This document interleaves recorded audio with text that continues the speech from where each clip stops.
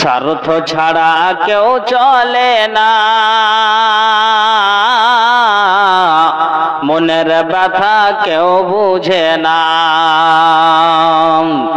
স্বার্থ ছাড়া কেউ চলে না, মনের ব্যথা কেউ বুঝে না। কারো দুঃখ দেখলে আবার করে দুঃখের অভিনয়, এ দুনিয়ার মানুষগুলো কেউ তো কারো নয় গো, এ দুনিয়ার মানুষগুলো কেউ তো কারো নয়। একলা জীবন একলা মরণ, একলা থাকতে কিসের ভয়, এ দুনিয়ার মানুষগুলো কেউ তো কারো নয় গো, এ দুনিয়ার মানুষগুলো কেউ তো কারো নয়। যে বুঝবে তোমার মনের কথা, যে মুছে দিবে সকল ব্যথা, যে বুঝবে তোমার মনের কথা, যে মুছে দিবে সকল ব্যথা। তাই আল্লাহর সাথে বলো কথা, থাকবে না আর কোনো ভয়। তাই আল্লাহর সাথে বলো কথা, থাকবে না আর কোনো ভয়। এ দুনিয়ার মানুষগুলো কেউ তো কারো নয় গো, এ দুনিয়ার মানুষগুলো কেউ তো কারো নয়। একলা জীবন একলা মরণ, একলা থাকতে কিসের ভয়, এ দুনিয়ার মানুষগুলো কেউ তো কারো নয় গো, এ দুনিয়ার মানুষগুলো কেউ তো কারো নয়। মুহাম্মদ জমিরুল আমিরে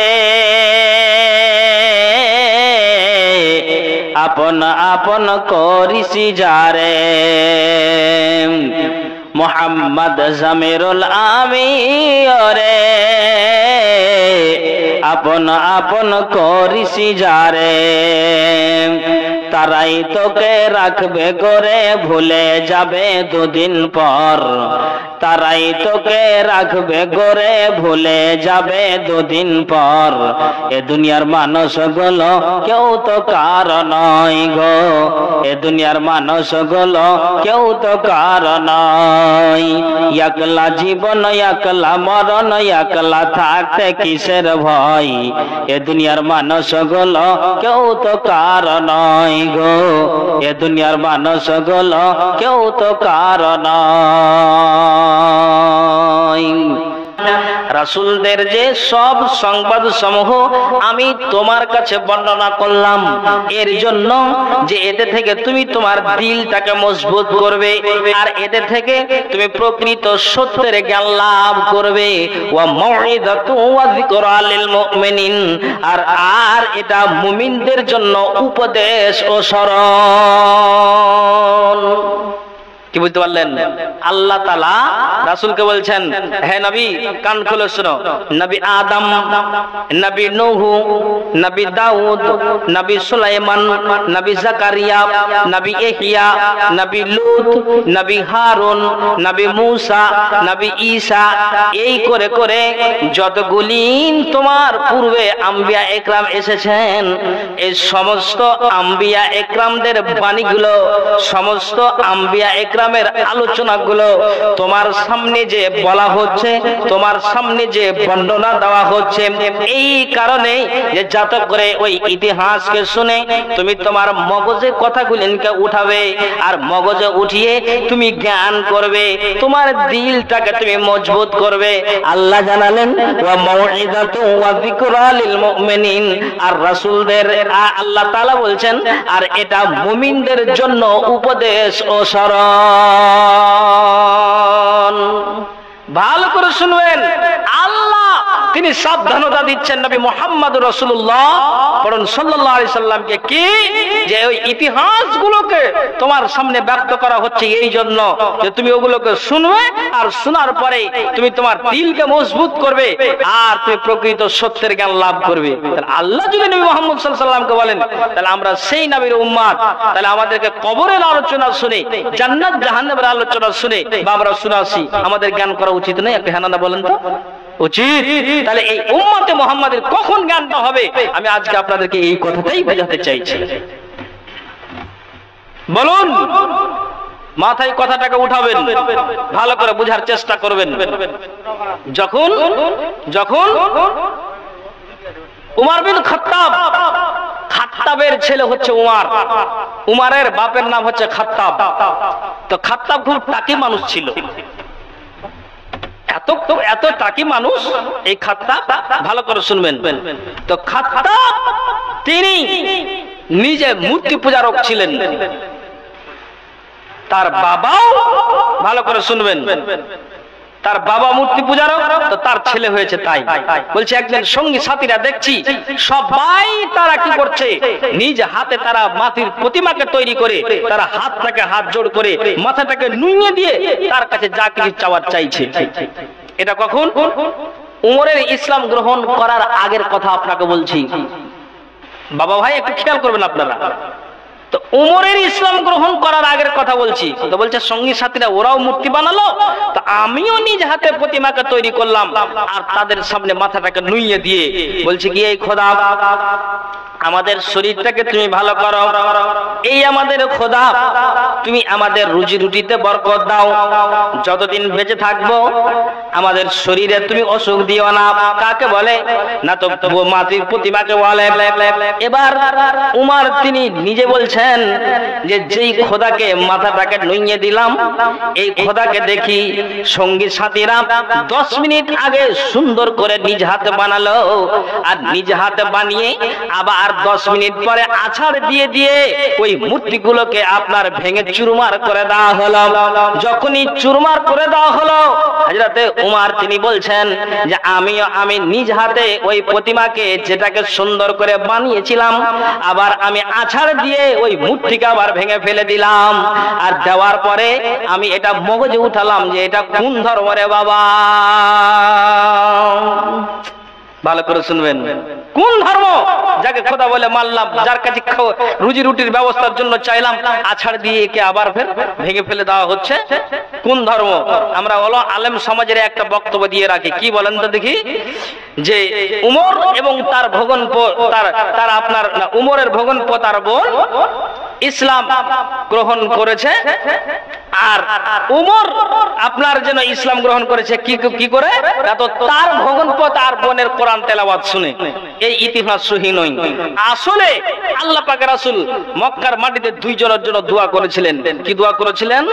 আল্লাহ পাকের রাসূল বলছেন, আল্লাহুম্মা আইজ্জাল ইসলাম বিআহাব্বির রাজুলাইনি ইলাইকা বিউমর ইবনুল খাত্তাব আও বিআবি জাহাল বিন হিশাম। মাবুদ রে আমার, মক্কাতে দুটা পালওয়ান আছে, একটা নাম উমর আর আরেকটা নাম আবু জাহাল। আল্লাহ একটা নাম উমর আর আরেকটা নাম আবু জাহাল। মাবুদ রে আমার, মক্কাতে দুটা পালওয়ান আছে, দুইটা পালওয়ানের ভিতরে হয় তুমি আবু জাহালকে দাও, না হয় তুমি উমরকে দাও। আল্লাহ এই দুষ্ট দুরাচারের কারণে কোরআনটাকে আগে বাড়ানো যাচ্ছে না। আল্লাহ এই দুষ্ট দুরাচারের কারণে যখন আমরা নামাজে যাই তখন উঁচু কণ্ঠে কোরআন তেলাওয়াত করা যায় না। আল্লাহ এই মক্কাতে দুটা পালওয়ান আছে, হয় তুমি উমরকে দাও, না হয় তুমি আবু জাহালকে দাও। আল্লাহ তাআলা রাসূলের দোয়াকে কবুল করে আল্লাহ তাআলা হযরতে উমরকেই কবুল করেছিলেন। একবার বলুন তো সুবহানাল্লাহ। এখন আমি কি বলতে চাইছি, যে উমর নিজ হাতে প্রতিমাকে তৈরি করে মাথাটাকে নুইয়ে দিয়ে তার কাছে চাইছে, বাপ যেমন মূর্তি পূজারক তেমন তার ছেলেও। কিন্তু যখন আল্লাহ তাআলা রাসূলের দোয়াকে কবুল করলেন, উমর ইসলাম গ্রহণ করলেন। একবার বলেন তো আলহামদুলিল্লাহ। এই উমর ইসলাম গ্রহণ করার পর হযরত উমর এবার তিনি নিজে বলছেন, আল্লাহ এতদিন যা ছিলাম তো ছিলাম, কিন্তু যেদিন থেকে আমি আল্লাহর কোরআনকে মেনেছি, যেদিন থেকে আমি রাসূলের ফরমানকে মেনেছি, আল্লাহর বাণীকে মেনেছি, রাসূলের কথাকে মেনেছি, আল্লাহর বিধানকে মেনেছি, মেনেছি, রাসূলের বিধানকে মেনেছি, যেদিন থেকে আল্লাহ আর আল্লাহ রাসূলের বিধানকে মেনেছি, সেদিন থেকে আমি উমর, আমি সেদিন থেকে আমি আমার দেহটাকে আমল দিয়ে সাজাতে শুরু করে দিয়েছি। হযরত উমর বলছেন যে আমি আমার দেহটাকে যাকাত দিয়ে সাজাতে লাগলাম, আমল দিয়ে।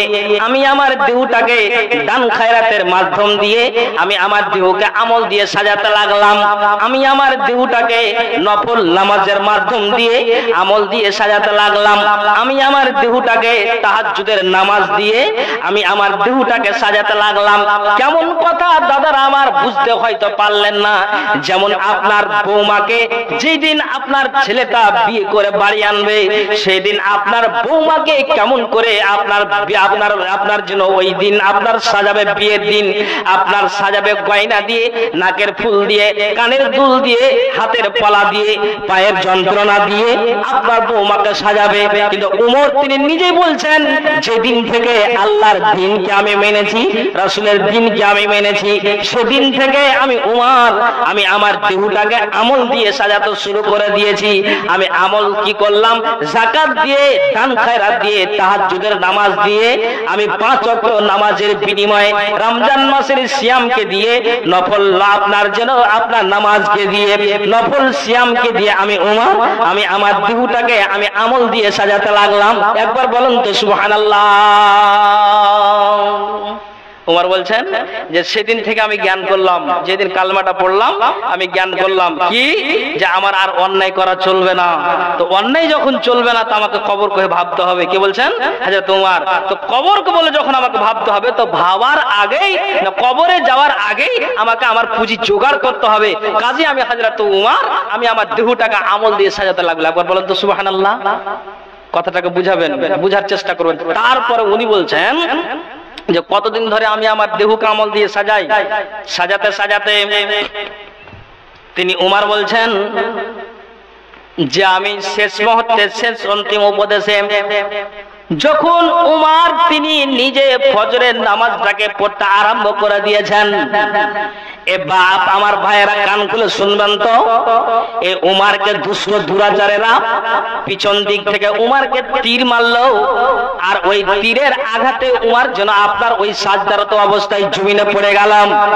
যেমনই হযরত উমর ওই জমিনে পড়ে যাওয়া সঙ্গে সঙ্গে ওই উমর যেন তখনো পর্যন্ত জ্ঞান হারায়নি, তখনো জ্ঞান আছে।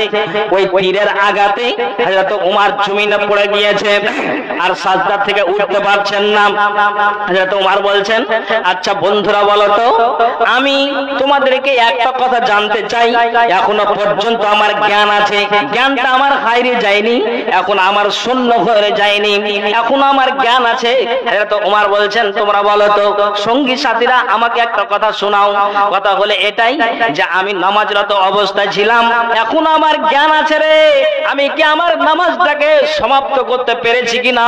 যদি এই উমরের নামাজটা অসম্পূর্ণ থেকে যায়, যদি আমি ক্লিয়ার না করতে পারি নামাজটা, যদি আমি অসম্পূর্ণ থেকেই যদি উমর কবরে যাই, তাহলে কবর থেকে নিয়ে হাসর পর্যন্ত এই উমরের কবরে আপনার আযাব চলবে, হাসরের শাস্তি ভোগ করতে হবে।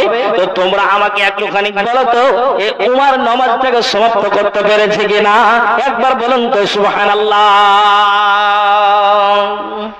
পৃথিবীর মানুষ, আপনি চিন্তা করে দেখুন, যেই উমর তিনি বলছেন যে যদি আমার নামাজটা অসমাপ্ত থেকে যায় আর আমার জ্ঞান আছে, তাহলে যদি আমি এই অবস্থায় মারা যাই, কিয়ামতের দিন আমাকে আসামির কাঠ গড়াতে দাঁড় হতে হবে। আপনাকে আমি বলতে চাইছি, হে মুসলিম সমাজ, এই অত্র গ্রামের মা আর বোন, বাবা ভাইয়েরা, তাহলে আপনি উমরের ইতিহাসটাকে নিয়ে আপনি এখন জ্ঞান করেন তো। জ্ঞান কোনটা আপনাকে দিতে চাইছি এটাই, যে আপনার যেন কালমা পড়ার পরে তিনি নিজে জ্ঞান করলেন, আমার আর অন্যায় করা চলবে না, আমি মৃত্যুর আগা পর্যন্ত আমি আমার দেহকে আমল দিয়ে সাজালাম। তীরের আঘাতে পড়ে গিয়ে তিনি শেষ কথা এটাই বলছেন, তোমরা বলো সমাপ্ত হয়েছে না, অসম্পূর্ণই আমার নামাজটা আছে, যদি অসম্পূর্ণ থাকে আসামের কাঠগড়াতে দাঁড়াতে হবে। তাহলে এই উম্মতে মুহাম্মাদের জ্ঞান থাকা সত্ত্বেও যারা রমজানের শুরুতে ঢুকে এখন পর্যন্ত মসজিদ আর দেখা করে না, তাহলে এদের অধঃপতন হবে না তো কার হবে? আমার কথা কি আপনারা বুঝতে পেরেছেন? বলছি অসুবিধা হচ্ছে নাকি বুঝতে? তাহলে আপনি বলুন, এই উমরের ইতিহাস থেকে জ্ঞান করতে হবে কি হবে না?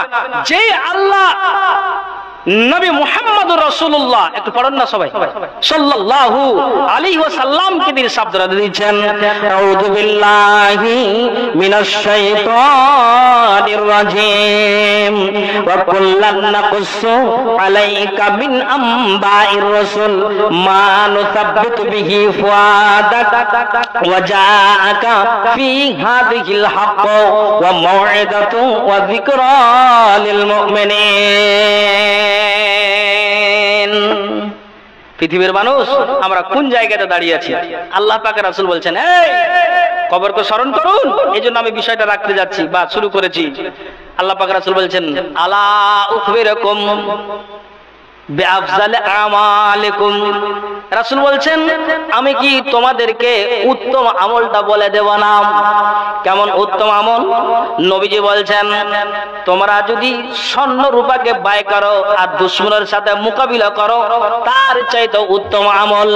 তোমার বাড়িতে স্বর্ণ আছে, তোমার বাড়িতে রূপা আছে, চাঁদি আছে, আর ওই চাঁদিকে তুমি কবরস্থানে উন্নতি কল্পে জালসা, তুমি যেন জালসা তুমি দান করলে, মা বোনেরা নিজের নাকের খুলে দিলে, পায়ের খুলে দিলে, কানের খুলে দিলে, আর দুশমনের সাথে মোকাবিলা করলে, পৃথিবীর মানুষ কান খুলে শোনান, নবীজি বলছেন স্বর্ণ মুদ্রা দান করা আর দুশমনের সাথে মোকাবিলা করার চেয়ে উত্তম আমল কি আমি তোমাদেরকে বলে দেব না?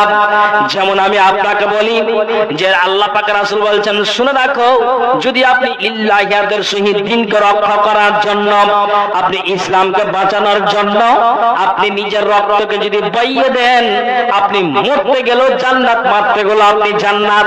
যেমন বদরের প্রান্তে তিনটা পালখানি ইসলামকে বাঁচানোর জন্য তারা নেমেছিল। আলী, হামজা, ওবায়দা বিন হারেস। হামজা আর আলী দুইজনকে কাতাল করে দোজখ পাঠিয়ে দিয়েছিল। ওবায়দা বিন হারেসকে ওই দুষ্ট দুরাচার সুযোগ পেয়ে যখনই তার কাঁধে মারলো, সঙ্গে সঙ্গে ওবায়দা বিন হারেস জমিনে পড়ে গেলাম। আর যেমনই জমিনে পড়ে যাওয়া, তখন কিন্তু ওই জায়গা থেকে হযরত আলী আর হামজা ওখান থেকে উঠিয়ে নিয়ে নবীজির দরবারে গেলেন। আর যেমনই আল্লাহ পাকের রাসূলের দরবারে গেলেন, নবীজি তিনি নিজেই হযরত ওবায়দার যেন তিনি তিনার মুখের মণ্ডলটাকে ধৌত করে দিলেন। শরীরের জন্য আপনার ধুলোবালি লেগেছিল, ধুলোবালিকে আল্লাহ পাকের রাসূল ঝেড়ে দিলেন, পরিষ্কার করে দিলেন। হাত মুখ আল্লাহ পাকের রাসূল যেন পরিষ্কার করে দিলেন। ওবায়দা বলছেন, আল্লাহ পাকের রাসূল গো, আপনার মুখ থেকে বলতে শুনেছি, আপনি আমাকে বলেন তো, আমি গিয়েছি এই জন্য দিনকে রক্ষা করার জন্য, ইসলামকে বাঁচানোর জন্য। যেদিন আপনি বলেছেন মরলো জান্নাত, মারলো জান্নাত, কেননা যদি ইখলাসের সহিত আল্লাহর সাথে আপনার আল্লাহর রাস্তায় যদি লড়াই করেন, নবী গো আপনি বলেন তো, এই জন্য আমি গিয়েছিলাম। আমি তখন থেকে আপনার কথাতে জ্ঞান করেছি, একটা তো কাফেরকে আমি কাতাল করে দোজখ পাঠিয়ে দিয়েছি, আমি কি শহীদের দরজা পেয়েছি কিনা নবীজি আপনি বলেন তো। আল্লাহ পাকের রাসূল সঙ্গে সঙ্গে ওবায়দাকে বললেন, ওবায়দা শোনো, তুমি অবশ্যই আল্লাহর জান্নাতে তুমি চলে গিয়েছো, শহীদের দরজা পেয়ে গিয়েছো। ইতিহাস প্রমাণ করে, যখনই নবীজির মুখ থেকে ওবায়দা এই কথাটা শুনলেন, একটু মুচকি টানা হাসি দিলেন, আর হাসি দিয়ে ওবায়দা দুনিয়া থেকে বিদায় নিলেন। বলেন ইন্না লিল্লাহ। নবীজি বলছেন, তার চাইতে উত্তম আমল শহীদ হয়ে যাওয়াতে একটা স্পেশালি মর্যাদা আল্লাহর কাছে আছে। স্বর্ণ মুদ্রা দান করবেন, আপনি এর ফজিলত পাবেন, এর আপনি নেকি পাবেন, এর আল্লাহ আপনাকে পূর্ণতা দিবেন। কিন্তু নবীজি আমার বলছেন, শোনো, তার চাইতে উত্তম আমল। উত্তম আমলটা কি? আল্লাহ পাক রাসূল বলছেন, শোনো, আমি তোমাদেরকে এটাই বোঝাতে চাইছি, ওরে দুনিয়ার মানুষ রে, কবরটাকে স্মরণ করে, আখিরাতটাকে ভয় করে, জাহান্নামকে ভয় করে, জান্নাতের আশা নিয়ে কবরটাকে ভয় বলে যে কবরের আপনার উন্নতি কল্পে জালসা আপনারা করেছেন।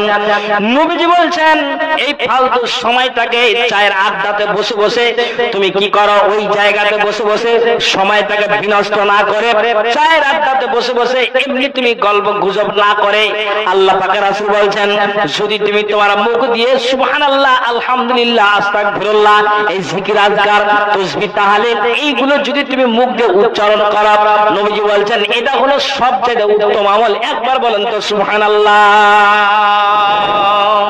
মহিলারা যিনারা দাঁড়িয়ে আছেন, এই পশ্চিম সাইডে জায়গা ফাঁকা আছে, এদিকে এসে বসেন। যারা দাঁড়িয়ে আছেন পশ্চিম সাইডে জায়গা ফাঁকা আছে, এখানে এসে বসেন। আপনি বলুন, যে নবীজি বলছেন যে এটা হলো উত্তম আমল। এক ব্যক্তি এসে আল্লাহ পাকের রাসূল বলছেন, নবীজি গো, আমি বয়সের ভরে নুজ্জ হয়ে গিয়েছি, তা আপনি আমাকে বলুন যে আপনি আমাকে এমন একটা আমলের কথা বলুন যেন সেটাকে আমি আপনার কথা মতো এই আমলটাকে আমি করতে পারি। তখন আল্লাহ পাক রাসূল বললেন, কি জবাব দিলেন? এই ব্যক্তি তুমি শোনো, কালা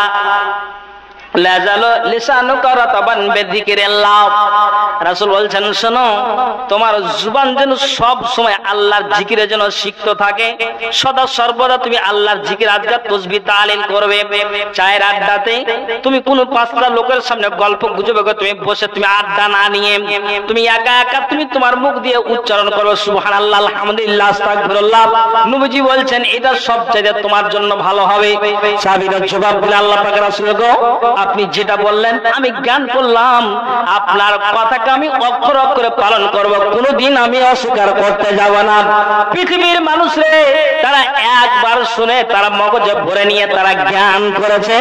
আর আমরা কেমন মুসলমান, আমরা জালসাতে বক্তব্য শুনি, জুমাতে আমরা বক্তব্য শুনি, বড় বড় সেমিনার সম্মেলন হয়, তো আমরা এতগুলি আলোচনা শুনে আমরা যেন শুনেই যাই, কিন্তু আমলে আমরা পরিণত করছি না। আপনি বলুন কোন জায়গাতে আমরা দাঁড়িয়ে আছি? আমি আপনাকে বলি যে এই উম্মতে মুহাম্মাদের জ্ঞান কখন হবে? কখন এই আল্লাহর বান্দার এই হতভাগা আমাদের কখন জ্ঞান হবে? আপনি বলুন। আমি এই জন্য বারবার দোহরাচ্ছি, তারা এক বাক্য শুনে তারা মগজে ভরে নিয়ে তারা জ্ঞান করেছে। আমরা কোন জায়গাতে দাঁড়িয়ে আছি, কোন প্ল্যাটফর্মে দাঁড়িয়ে আছি, কোন জায়গাতে দাঁড়িয়ে আছি? ভালো করে শুনবেন। খাইবারের যুদ্ধতে যখন যুদ্ধ শেষ হলো, তখন মুসলিম বাহিনীরা ওয়াদিল কোরাতে উপস্থিত হলো। ওয়াদিল কোরা, মুসলিম বাহিনী যখন ওয়াদিল কোরাতে উপস্থিত হলো, তখন ইহুদিরা কি করলে জানেন? তখন তীর নিক্ষেপ শুরু করে দিয়েছে। ইহুদিরা তীর চালাতে শুরু করে দিয়েছে। মা বোন আওয়াজ করবেন না, কথা শুনেন। আমি আপনাদের কোরআন হাদিসের কথা শোনাচ্ছি, বাজে কথা বলিনি। আপনাদের বিরক্ত লাগছে নাকি? তো ভালো করে শুনবেন। যখন ওই যুদ্ধ শেষে মুসলিম বাহিনী যখন ওয়াদিল কোরাতে উপস্থিত হলো, তখন আপনার ওই ইহুদিরা তীর চালাতে শুরু করে দিয়েছে। তীর চালাতে চালাতে তখন একজন রাসূলের জৈনক গোলাম, তার নাম হচ্ছে মিদআম। তার নামটা কি বলে আওয়াজ দিয়ে বলেন তো? মিদআম। এই মিদআম নামক এই রাসূলের জৈনক গোলামের আপনার কোন শরীরে কোনো অংশতে তীর লেগে যায়। ভালো করে শুনবেন। আর যেমনই তীর লাগা, তখন সঙ্গে সঙ্গে যতজন ওই জায়গাতে সঙ্গী সাথীরা ছিল তারা এক বাক্যে শুধু একটাই আওয়াজ দিচ্ছে। জি, এখানে আপনাদের একজন যোগ্য সভাপতি সাহেব বসে জিজ্ঞেস করবেন, এক বাক্যের সঙ্গে সঙ্গী সাথীরা কি আওয়াজ দিচ্ছে? আল জান্নাত, আল জান্নাত, আল জান্নাত, আল জান্নাত, আল জান্নাত। মিদআমকে ইহুদিরা তীর চালিয়েছে, তার অংশ তার শরীরের কোন অংশতে লেগেছে। মিদআমের জন্য জান্নাত, অবশ্যই মিদআম আল্লাহর জান্নাতে যাবে। এক বাক্যের সঙ্গে সাথে সবাই আপনার আওয়াজ দিয়ে উঠেছে কি? মিদআমের জন্য জান্নাত, মিদআমের জন্য জান্নাত, মিদআমের জন্য জান্নাত। আমি আপনাকে ইতিহাস কেন শোনাচ্ছি? আপনারা জ্ঞান করুন, কাজে লাগান, কথাকে কাজে লাগান, কথাকে শুনে আপনি বাড়ি নিয়ে যান। মুসলিম আর কয়দিন এইভাবে থাকবেন? জাগো, মাথায় চিন্তা করে জাগো। জি, সঙ্গী সাথীরা যখন এক বাক্য বলে জান্নাত, তখন আল্লাহ পাকের রাসূল আওয়াজ কি দিলেন জানেন? কাল্লাম, কখনোই নয়, হরগিজ নয়, কোনো মতে নয়, না। তোমরা সবাই আওয়াজ তুলেছ মিদআমের জন্য জান্নাত, তোমরা সবাই আওয়াজ দিলে যে মিদআম অবশ্যই আল্লাহর জান্নাতে যাবে, কিন্তু আমি নবী মুহাম্মদ সাল্লাল্লাহু আলাইহি সাল্লাম আমি নিজে বলছি না, মিদআম জান্নাত যাবে না। এই জন্য যাবে না, রাসূল বলছেন ওয়াল্লাযী নাফসি বিয়াদিহি, কাল্লা ওয়াল্লাযী নাফসি বিয়াদিহি ইন্নাস সামলাতাল্লাতী আখাযাহা ইয়াওমা খাইবারা মিনাল মাগানিমে লাম তুসবিহাল মাকাসমু লা তাস্তাইলু আলাইহি নারা।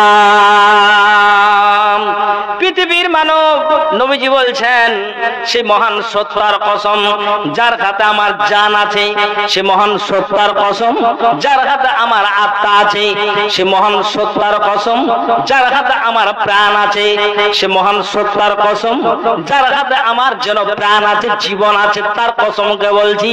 মিদআমের জন্য সবাই তোমরা আওয়াজ তুলেছো, অবশ্যই তো সেই জন্য আল্লাহর জান্নাতে যাবে। কেননা ইহুদি তাকে তীর নিক্ষেপ করেছে। নবীজি বলছেন আমি এই জন্য বলছি মিদআম আল্লাহর জান্নাতে যাবে না। তার কারণ হলো এটাই, ওই খায়বারের দিন যখন যুদ্ধ শেষ হলো তখন ওখান থেকে মিদআম একটা গানিমত বন্টন করার আগে, মাল ভাগ করার আগে ওখান থেকে মিদআম একটা চাদরকে নিয়েছিল, আর ওই চাদরটাকে নিয়ে বগলে দেবে বাড়ি নিয়ে চলে গিয়েছিল। আল্লাহ রাব্বুল আলামিনের জিবরাইল ফেরেশতা আমাকে যেন কানে কানে বলে গিয়েছে মিদআম যেন ভাগ বন্টন করার আগে ওখান থেকে একটা চাদরকে নিয়েছিল, ওই চাদরটার উপরে এখন আগুন হয়ে জ্বলবে। সঙ্গে সঙ্গে সাহাবীরা বললেন আল্লাহ পাকের রাসূল গো, আপনার এই কথা শুনে আমরা জ্ঞান পেলাম, আমরা যেন আমাদের মগজে উঠিয়ে নিলাম। নবীজি গো, আমরা তো এই ব্যাপারে আমরা বেখবর ছিলাম, কিছুই আমরা জানছিলাম না। সবাই আমরা ওই তীরের আঘাতটা দেখে বললাম যে অবশ্যই আল্লাহর জান্নাতে যাবে, কিন্তু আপনার কাছ থেকে একটা আসল তথ্য পাওয়া গেল। নবীজি বলছেন হ্যাঁ, জিবরাইল আমাকে বলে গিয়েছে মিদআম আপনার জন্য ওই গানিমতের মাল বন্টন করার আগে যেন চাদরটাকে লুকিয়ে বাড়ি নিয়ে চলে গিয়েছিল, ওই চাদরটা তার গায়ে এখন আগুন হয়ে জ্বলবে। সঙ্গে সঙ্গে ওই সাহাবীরা কেউ তারা ওই গানিমতের মাল থেকে কেউ জুতার ফিতা একটা দুইটা করে নিয়েছিল, ওইখান থেকে ওই খবরটা শুনে জুতার ফিতাকে সঙ্গে সঙ্গে আল্লাহ রাসূলের কাছে জমা করে দিলেন। আর জমা করে দেওয়ার পরে পরে নবীজি বলছেন ওরে সাহাবীরা শোনো, সিরাকুন আও সিরাকান মিন নার, এই ফিতাগুলো ছিল আগুনের ফিতা। সাহাবীরা বলছেন নবীজি গো, একটা চাদরের বিনিময়ে যদি তাকে জাহান্নাম খানাতে যেতে হয়, আমরা ওই অন্যায়টা করেছিলাম। আপনার এই মুখ থেকে শুনে আমরা জ্ঞান করলাম, মগজে উঠিয়ে নিলাম, এটা আমাদের অপরাধ হয়েছে, কাজে আমরা এই ফিতাগুলিকে জমা করে দিলাম। একবার বলুন সুবহানাল্লাহ।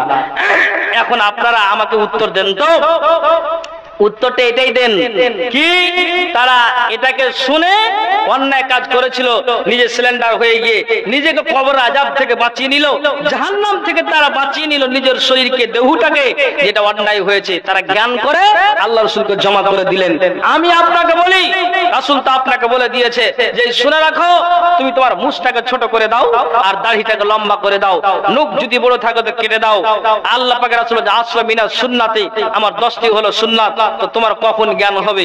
ভাইজান এইরকমই গরমের সমাতে একটা লোক আপনার ওই বিহারের দিকে জালসা করতে গিয়েছে, বুঝতে পারলেন, সেন্টু গাঞ্জি গায়ে দিয়ে শার্ট গায়ে দিয়ে ছিল অবশ্যই, তখন গরম যখন বেশি লেগেছে আপনার ওই আপনার শার্টকে খুলে দিয়ে সেন্টু গাঞ্জি গায়ে দিয়ে আছে, আর কিছুক্ষণ পরে তো আপনার জোরে একটা হাঁমড় আছে, হাত দুটোকে আকাশের দিকে উঁচু করেছে, সুবহানাল্লাহ, তার বগলির দিকে যে আমার খেয়াল গেছে, বুঝতে পারলেন। তো ওর বগলি দেখে আমার মনে হয় যে দোকান বারণ বানা যাবে। আপনি বলুন, তাহলে নবীজি বলেছেন আসরা মিনাস সুন্নাত, 10টি আমার সুন্নাত, তাহলে ওরা এই অপরাধটা করে এক বাক্যে মেনে নিয়ে তারা মগজে জ্ঞান করলো যেটা অপরাধ, এটা অন্যায়, এটা ভুল, এই যদি নবীর অবমাননা করে যায় জাহান্নামে যেতে হবে, কবরে আমাকে জ্বলতে হবে, এই আযাব আমাকে ভোগ করতে হবে। আপনাকে আমি আপনাদেরকে বলছি উম্মত মুহাম্মাদের জ্ঞান তো পুরো আসবে, সেই নবীর তো আমরা উম্মত। जी उर्दू कवि बोलेছেন কি, कुछ नेक काम कर जा दुनिया में नाम कर जा, कुछ तो नहीं रहेगा रह जाएगी कहानी, ए है मिट्टी का पुतला जिसमें तेरी फाने। জি কিছুই থাকবে না, হ্যাঁ দুনিয়াতে নামটাই থাকবে, নেকি করে যাও আর কবরে যাও, আখিরাতের জোগাড়ের জন্য তুমি ভবিষ্যৎ জীবনকে উজ্জ্বল করার জন্য আগে তুমি তৈরি হয়ে যাও।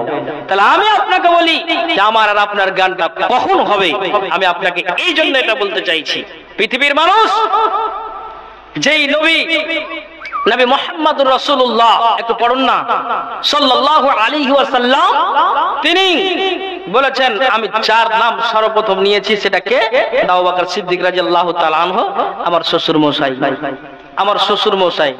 কিন্তু নবীজি যখন মারা গেলেন, মরে যাওয়ার পর খলিফা যখন নির্বাচন আবু বকরকে করলেন, তা আবু বকরকে নির্বাচন করলেন।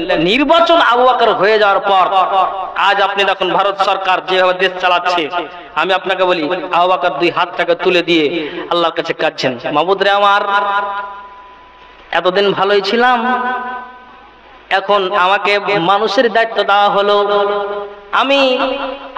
আমাকে খলিফা নির্বাচন করা হলো, আমাকে নেতা বানানো হলো। আবু বকর তিনি বলছেন, আল্লাহ, যা এতদিন ছিলাম সাদামাটা জীবন কাটাচ্ছিলাম, কিন্তু এখন আল্লাহ তোমার কাছে আরো জোরালো দাবি। এই আবু বকরকে আল্লাহ তোমাকে আমি বলি, যদি দেশ চালাতে গিয়ে আমার কোনো ভুল হয়, ত্রুটি হয়, আল্লাহ এই ছোটখাটো ভুলের জন্য আবু বকরকে কিয়ামতের দিন আল্লাহ তুমি ধরিও না। বলেন তো সুবহানাল্লাহ। নবীজি মরে যাওয়ার পর আবু বকরকে এই দায়িত্ব যখন দেওয়া হয়েছে, তখন তিনি এই দোয়াটা পাঠ করলেন।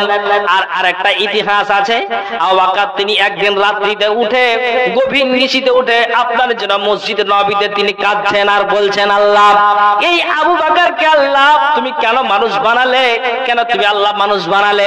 এই আবু বকরকে আল্লাহ তুমি মানুষ না বানিয়ে যদি আল্লাহ আমাকে পশু বানাতে, তাহলে এই গ্রামের মানুষেরা, আমি যখন কাউরির ডালে বসতাম, গাছে বসতাম, ওখান থেকে আমাকে বাচ্চা ছেলেরা কিংবা কাউরির ফসলে যেতে গেলে ওখানে আমাকে ঢেল ছুলে মারতো, দুই দানাকে আমি মেল করে দিয়ে মান্ডায় চলে যেতাম, ওখান থেকে উঠতে উঠতে বৈষ্ণবনগর যেতাম, 16 মাইল যেতাম, এই করে করে আমি ডালে আর পাতে ঘুরতাম, চলতাম, ফিরতাম। আল্লাহ তুমি এই আবু বকরকে কেন তুমি মানুষ বানালে? কেন নাল্লাম উহুজারলিল হিসাব, কিয়ামতের দিন আল্লাহ পশু পাখির হিসাব হবে না।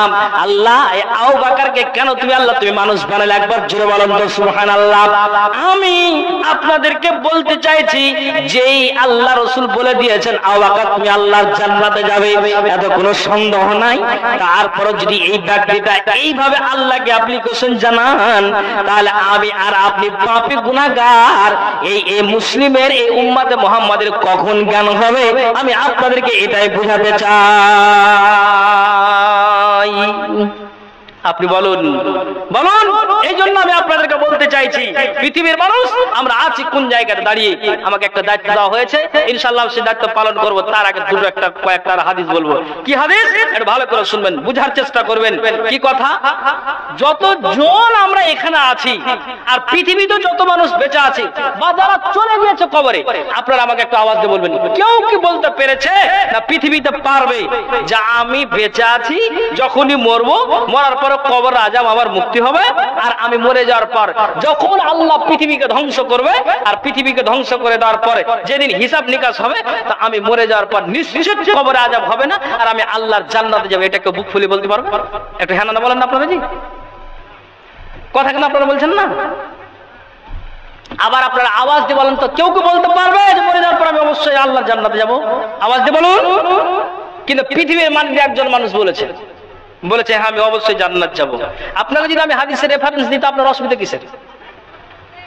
একজনে পৃথিবীর মাটিতে বলেছেন যে হ্যাঁ আমি মরবো, আর মরে যাওয়ার পর আমি জান্নাত যাব, এত কোনো সন্দেহ নাই। তাহলে সেই ইতিহাসকে শুনে আমাকে জ্ঞান করতে হবে কি হবে না? আমি আপনাকে বলবো যে হ্যাঁ হবে, হবে।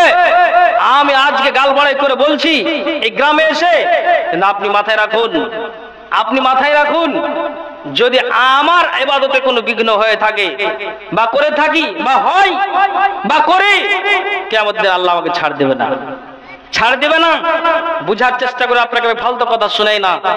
কে ওটা? একটা হচ্ছে আবু সুফিয়ান বিন হারেস, আর একটা হচ্ছে আবু সুফিয়ান বিন হারব। তো যেটা আবু সুফিয়ান বিন হারেস, এই আবু সুফিয়ান বিন হারেস যখন মরতে চলেছে, জ্ঞান করুন, মগজে উঠান, আল্লাহ তিনি সাবধান দিচ্ছেন কে? নবী মুহাম্মদুর রাসূলুল্লাহ সাল্লাল্লাহু আলাইহি সাল্লাম কি বলছেন?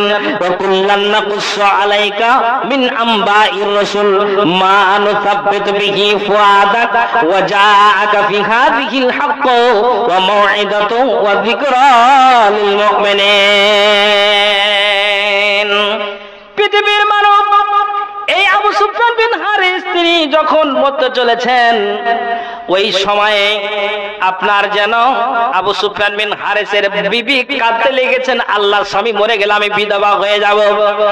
মেয়ে কাঁদে, আল্লাহ ঈদের দিন আমার আব্বা আমাকে কত আদর আপ্যায়ন করে, আমাকে সুন্দর করে আমাকে পোশাক আমাকে খরিদ করে দিতাম, কালিয়াচক মার্কেট থেকে আমাকে সুন্দর পোশাক এনে দিত। ছেলেও কাঁদে, মেয়েও কাঁদে, প্রতিবেশীরা কাঁদে। আবু সুফিয়ানের মধ্যে একটা মানুষ দুনিয়া ছেড়ে চলে যাচ্ছে। সুবহানাল্লাহ।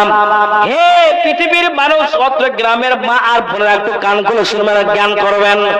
আবু সুফিয়ান বলছেন, কান্না করিও না ও আমার বিবি, খবরদার চোখ দিয়ে পানি ঝরায় না। ছেলে কান্না করিও না, মেয়ে কান্না করিও না। এক দুই করে করে আজ আমার 2 থেকে 2.5 বছর হয়ে গেল ইসলাম কবুল করাম। নবীর যেদিন থেকে নবীর বাণীকে মেনেছি, আল্লাহর বিধানকে মেনেছি, রাসূলের বিধানকে মেনেছি, সেদিন থেকে আমি আমার জীবনটাকে, আমি আমার দেহটাকে, আমি আমার শরীরটাকে, আমি আমার হাতকে আর পাকে নিজেকে এতটাই সংযত হয়ে চলি, এতটাই আমি কঠিন করে চলি, এতটা নিজেকে সাবধানতা অবলম্বন করে চলি, আমি নিজের জন্য এতটা কদম ফেলি, নিজে আমি এতটা ধাপ ফেলে আমি চলি। এই পৃথিবীর মানুষ ও আমার বিবি, খবরদার কান্না করিও না, ছেলে কান্না করিও না, মেয়ে কান্না করিও না। নবীজি আমাকে যেইভাবে চলতে বলেছেন আমি আবু সুফিয়ান সেইভাবে চলেছি। আল্লাহ কোরআনে যা বলেছেন নবীজি আমাকে ওইভাবে আদেশ দিয়েছেন, সেইভাবে আমি চলেছি।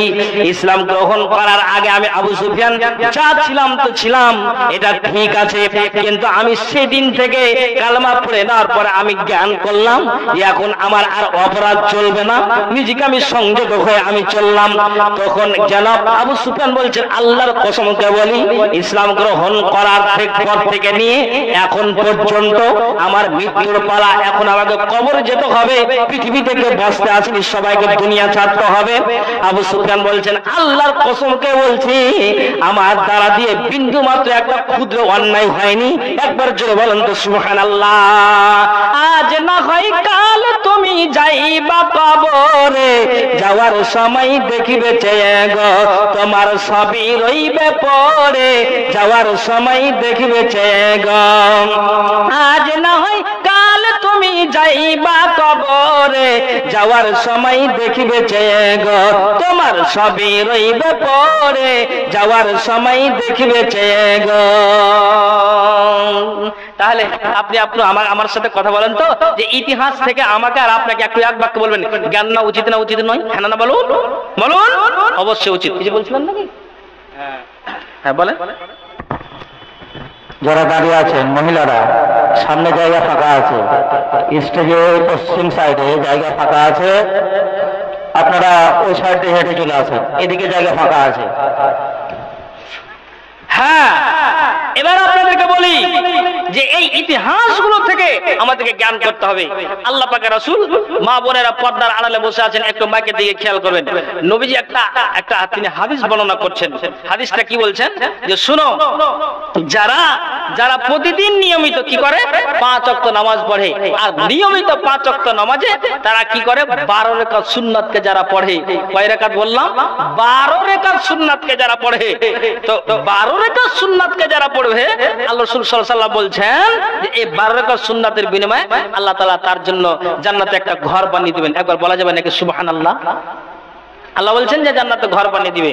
আপনি পড়বেন কি নিয়মে 12 রাকাত সুন্নাত? রাসূল বলছেন জোহরের আগে তুমি 4 রাকাতকে পড়ো, পরে তুমি 2 রাকাতকে তুমি পড়ো, 4 2 6 হয়ে গেল। আসরের আগে আর পরে সুন্নাতে মুআক্কাদা নাই, কিন্তু যদি কোনো মানুষ প্রতিদিন নিয়মিত 4 আপনার জন্য জামাতের আগে যদি 4 রাকাত সুন্নাতকে পড়ে দেয়, তাহলে রাসূল বলছেন রাহিমাল্লাহ ইমরান, আল্লাহ তাআলা ওই ব্যক্তির প্রতি রহম করেন, দয়া করেন, যে ব্যক্তিটা 4 রাকাত সুন্নাতকে আসরের জামাতের আগে পড়ে দেয়। সুন্নাতে মুআক্কাদা নয়, কিন্তু নবীজি বলছেন মাগরিবের পরে তুমি 2 রাকাতকে পড়ো, তাহলে ওইদিকে 6 মুআক্কাদা হয়েছে, এইদিকে 2 লাগিয়ে দেন 8 হয়ে গেল। ইশারের আগে সুন্নাতে মুআক্কাদা নাই, আপনি পরে 2 রাকাতকে আপনি পড়ুন, তাহলে কত হলো? 10 হয়ে গেল। আর আপনি ফজরের জামাতের আগে যেটা সবচেয়ে মূল্যবান সুন্নাত, এই সুন্নাত থেকে আপনি 2 রাকাতকে পড়ুন, 12 রাকাত হয়ে গেল। নবীজি হাদিসটাকে বর্ণনা করছেন, যারা প্রতিদিন নিয়মিত এই সুন্নাতকে পড়ে দিতে পারবে আল্লাহ তাআলা কিয়ামতের দিন তাকে জান্নাতে ঘর বানিয়ে দিবেন। একবার বলেন তো সুবহানাল্লাহ। নবীজির বিবি একাধিক, তার ভিতরে একজনের নাম হচ্ছে উম্মে হাবিবা। উনি বলছেন আল্লাহ আমি তো নিয়মিত প্রতিদিন নামাজকে আমি ঠিক যেন আমি যেন প্রতিদিন নামাজটাকে ওয়াক্তের উপরে সময় মতো আদায় করি, সুন্নাত আমি পড়ে যাই। কিন্তু উম্মে হাবিবা এবার তিনি হাদিসটাকে শোনার পরে তিনি বলছেন আল্লাহ আমার স্বামীর মুখ থেকে আমি আমার নবী মুহাম্মদ রাসূলুল্লাহ সাল্লাল্লাহু আলাইহি ওয়াসাল্লামের মুখ থেকে হাদিসটাকে শুনতে পেলাম যে যারা প্রতিদিন নিয়মিত 12 রাকাত সুন্নাতকে যারা আদায় করবে, এই 12 রাকাত সুন্নাতের বিনিময়ে আল্লাহ তাআলা কিয়ামতের দিন জান্নাতে ঘর বানিয়ে দিবেন। উম্মে হাবিবা তিনি বলছেন আল্লাহ তুমি আমার শরীরটাকে সুস্থ রাখো। নবীজির কথা শুনে আমি জ্ঞান করলাম এই 12 রাকাত সুন্নাতের বিনিময়ে যদি জান্নাত পাওয়া যায়, আল্লাহ তুমি যতদিন তুমি হায়াত দিয়েছো কোনদিন আল্লাহ সুন্নাতটাকে ছেড়ে দেব না। শপথ করলেন মা তারাতুহুন্না মুনযু সামি'তুহুন্না মির রাসূলিল্লাহ সাল্লাল্লাহু আলাইহি ওয়াসাল্লাম। উম্মে হাবিবা কি বলছেন? মা বোন কান করে শুনবেন যে আমি রাসূলের মুখ থেকে হাদিসটাকে শুনে আমি জ্ঞান করলাম আর করলাম আল্লাহ যতদিন তুমি আমার হায়াত দিয়েছো তুমি শরীরকে ভালো রাখো, আমি যেন সঠিকভাবে তোমার ইবাদত করতে পারি, সুন্নাত যেন না ছুটে যায়, আমি ঠিক মতো আদায় করতে পারি, তোমার জন্য জান্নাতে ঘর পেয়ে যাবো। জোরে বলুন সুবহানাল্লাহ। তাহলে আমরা হাজার দিন শুনে আমাদের মগজে কেন উঠবে না? আপনি বলুন, আপনি বলুন। হ্যাঁ, এবার চলে আসি মেন পয়েন্টে। দুটো কথা বলি, মা বোন খেয়াল করে শুনবেন। আল্লাহ পাকের রাসূল ঠিক আয়েশার কামরাতে তিনি কাঁদছেন তো আল্লাহ পাকের রাসূলের বিবি আয়েশা বলছে কেন কাঁদছেন আপনি, কি হয়েছে আপনার? তখন নবীজি বলছেন যে দুটো ব্যক্তিকে বলে যে আমার এই রাত্রি তো স্মরণ এসেছে, এই জন্য আমি কাঁদছি। ভালো করে শুনবেন মা বোন, একটু খেয়াল করবেন। এই হাদিসটার দিকে আপনারা লক্ষ্য করবেন। আপনাদেরই কথা বলছি, মা বোনকে বলছি আমি বিশেষ করে। তো কি নবীজি বলছেন আয়েশা শোনো, দুইজন ব্যক্তির ভিতরে একটা হলো আমার চাচা আবু তালেব আর একটা আমার বিবি খাদিজাকে বলে মনে হলো না। আয়েশা বলছেন নবীজি গো আপনার এই দুইজনকে বলে কেন মনে হলো আপনি বলেন তো আপনার কান্নার কারণটা কি? নবীজি বলছেন যে আয়েশা তুমি শোনো, আমার বিবি খাদিজা বলতেন আল্লাহ পাক রাসূল গো আল্লাহ আমার আব্বাকে ধনী বানিয়েছে, আল্লাহ আমার আব্বাকে সম্পত্তি দিয়েছে, আমি খাদিজা বড় লোকের বেটি, আমি আমার বাবার বাড়ি থেকে মালগুলিনকে সম্পদগুলিনকে নিয়ে আসবো, ফারাজ বলে যে ভাগগুলো আমি পাবো ওই মালগুলো পাবো, ওই মালকে আমি টোটাল মালকে আমি নিয়ে আসবো আল্লাহ পাকের রাসূল। আর ওই মালগুলোকে নিয়ে এসে নবীজি গো আমি খাদিজা নিজের নাকের বানাবো না, কানের বানাবো না, পায়ের বানাবো না, হাতের বানাবো না, পায়ের যন্ত্র বানাবো না, নবীজি গো ওই বাপের বাড়ির সম্পদগুলিকে নিয়ে এসে যুদ্ধের ময়দানে ইসলামকে বাঁচাতে হবে, দ্বীনকে বাঁচাতে হবে, কোরআনকে বাঁচাতে হবে। সাহাবীরা আপনার জন্য যুদ্ধের ময়দান আছে, তাদের জন্য অস্ত্রের প্রয়োজন আছে, তরবারির প্রয়োজন আছে, খাদ্যের দরকার আছে। নবী যুগে আপনাকে টেনশন নিতে হবে না। ওই বাপের বাড়ির মালগুলিকে নিয়ে এসে আমি খাদিজা নিজের নাকের কানের সোনা গয়নাকে না বানিয়ে আমি ওই মালগুলিকে আমি টোটালকে আমি আল্লাহর রাস্তাতে দান করে দিব। একবার জোরে বলুন তো সুবহানাল্লাহ। আর একটা আমার চাচা আবু তালেবকে বলে আমার স্মরণ হচ্ছে এই জন্য আয়েশা তুমি শোনো, মক্কার মাটিতে কেউ যদি কোনো উঁচু করে নাক গলিয়ে কথা বলেছে, আমার চাচা দাঁড়িয়ে গিয়েছেন, ভাতিজা তুমি দিনের দাওয়াত দিয়ে যাও যাতে করে তোমার গায়ে কেউ আঁচড় লাগাতে না পারে। চাচা দুনিয়া ছেড়ে দিয়েছে, আমার জন্য বিবি খাদিজা কবরে চলে গিয়েছে, এই জন্য দুইজনকে বলে স্মরণ হয়েছে, তার জন্য আমার চোখ দিয়ে পানি। একবার জোরে বলেন তো সুবহানাল্লাহ। তাহলে খাদিজার মুখ থেকে কি বলেন যে আল্লাহ পাকের রাসূল আপনাকে টেনশন নিতে হবে না, বাপের বাড়ির সম্পত্তি নিয়ে এসে টোটাল আমি আল্লাহর রাস্তায় দান করে দিব। এই খাদিজা তিনি নিজেই বলেছিলেন আমি যখন মারা যাব আপনার গায়ের জুব্বাটা যেন আমার কাফন হয়, আপনার যেন গায়ের ব্যবহৃত জুব্বা আমার কাফন হয়, আপনি নিজের গোসল দাইয়ে দিবেন আর আপনি কাফন পরিয়ে দিবেন, যতক্ষণ পর্যন্ত কবরে এক দুই করে তিনটি প্রশ্নের জবাব না আমি দিতে পারবো বা উত্তর না দেওয়া হবে আপনি আসবেন না। সুবহানাল্লাহ। লম্বা ইতিহাসে আমি শর্টে বললাম। তাহলে খাদিজা সম্পত্তিকে আল্লাহর রাস্তাতে তিনি দান করে দিতে চাইলেন আর দিয়েছিলেন, আপনাকে টেনশন নিতে হবে না।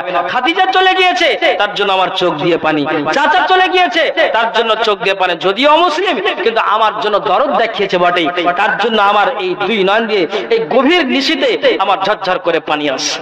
সুবহানাল্লাহ। তাহলে এই ইতিহাস থেকে মা বোনদেরকে জ্ঞান করতে হবে, সোনা দানা নাকের কানের হাতের পায়ের যেটা কবরের উন্নতি কলবে জালসা, আপনাদেরকেও আঁচল খুলে এই কবরের জন্য দিতে হবে, যেহেতু এই জায়গাতে আমাদের সকলকে যেতে হবে।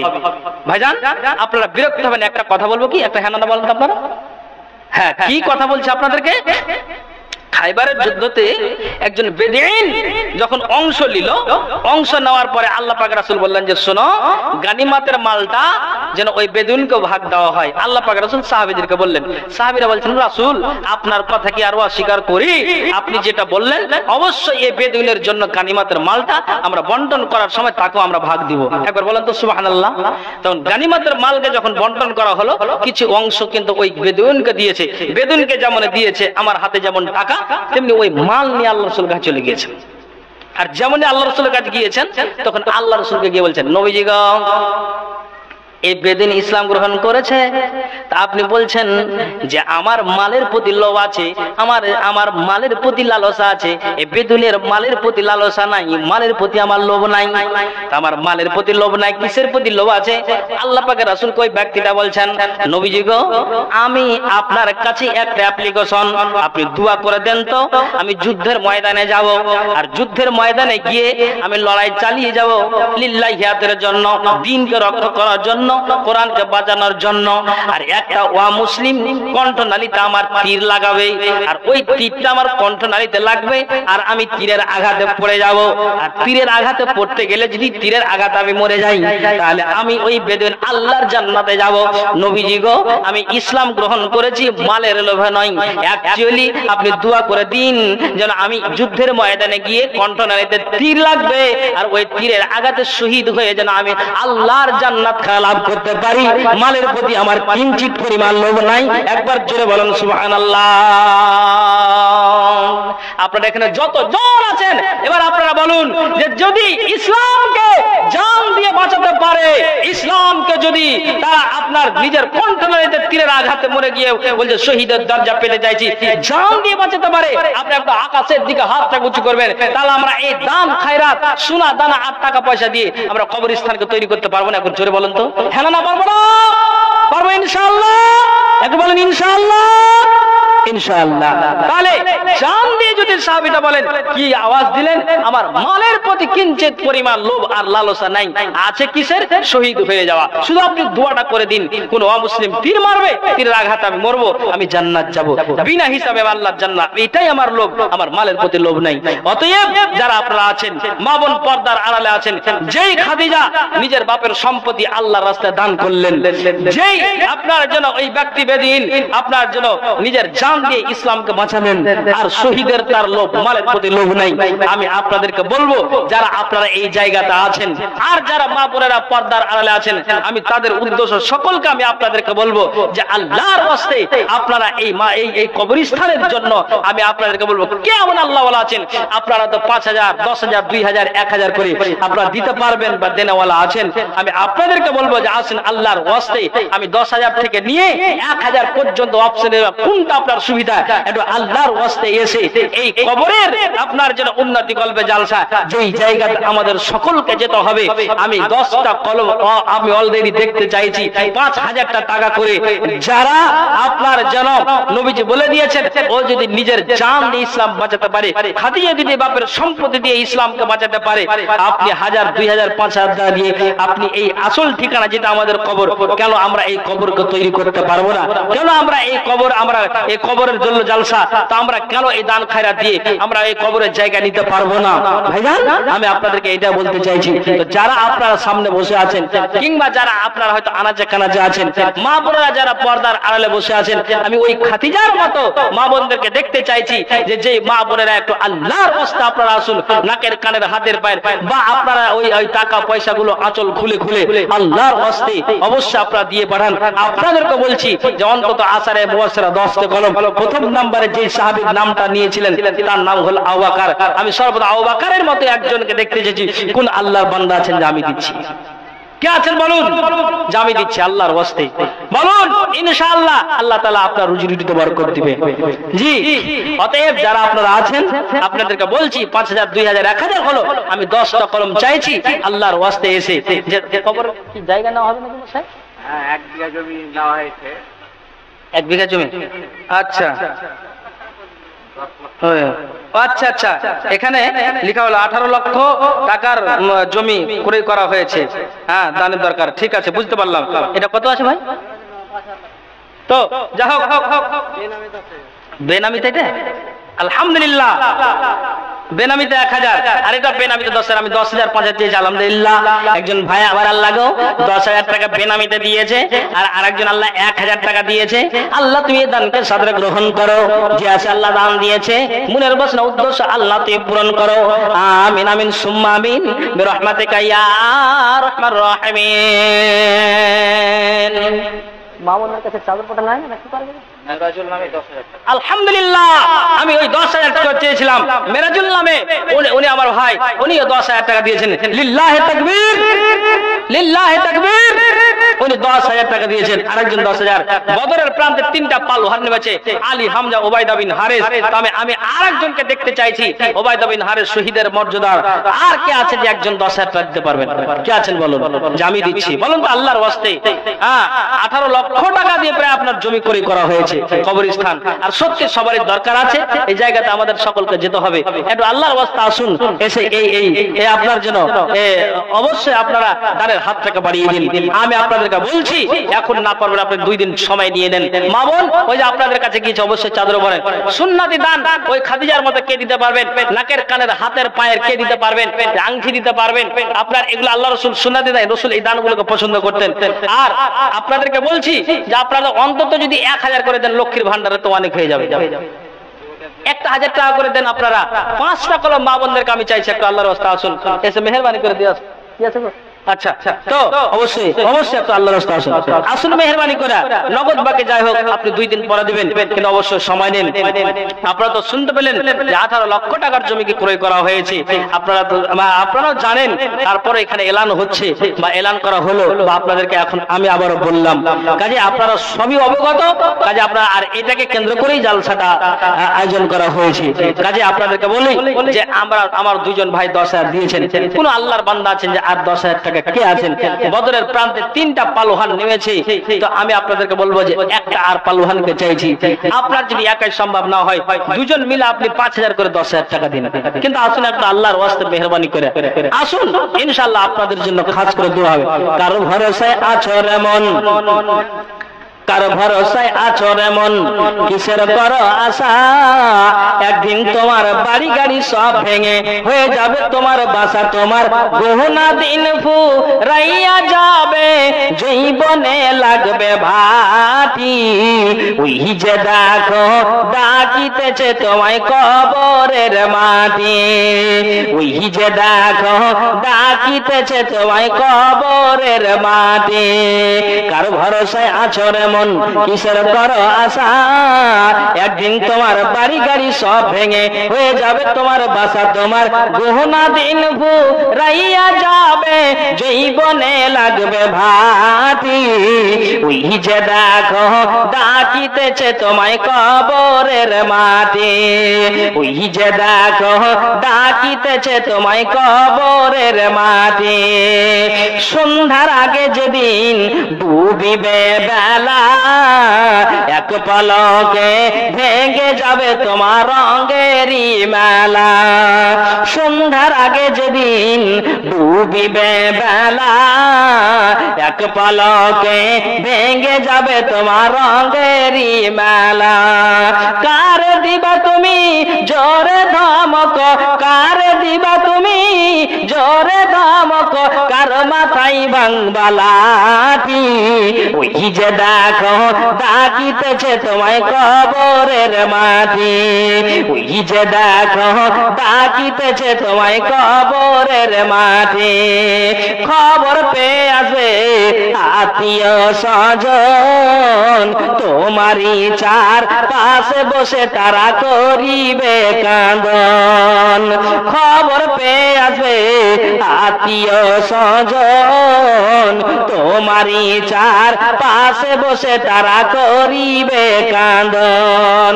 সাজাইবে মনের মতন, সাজাইবে মনের মতন, কি সুন্দর পরিপাটি, ওই যে দেখো ডাকিতেছে তোমায় কবরের মাটি, ওই যে দেখো ডাকিতেছে তোমায় কবরের মাটি। কার ভরসায় আছো রে মন, কিসের করো আশা? একদিন তোমার বাড়ি গাড়ি সব ভেঙে হয়ে যাবে তোমার বাসা, তোমার গহনা দিন ফুরাইয়া যাবে, জৈবনে লাগবে ভাটি। ওই যে দেখো ডাকিতেছে তোমায় কবরের মাটি, ওই যে দেখো ডাকিতেছে তোমায় কবরের মাটি।